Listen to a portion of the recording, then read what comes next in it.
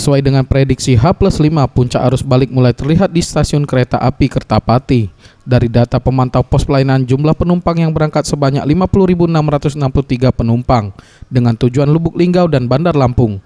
Jumlah ini mengalami peningkatan 10% dibandingkan tahun lalu.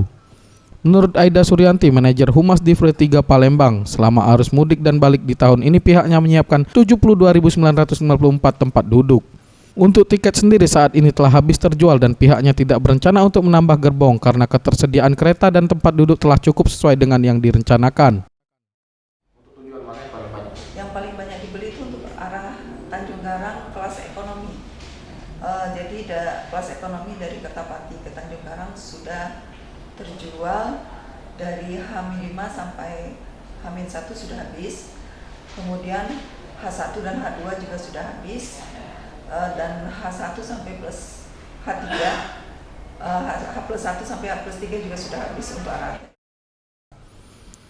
Untuk penjualan tiket kelas ekonomi masih banyak diminati oleh masyarakat dengan tujuan Kertapati Lubuk Linggau dan Kertapati Tanjung Karang.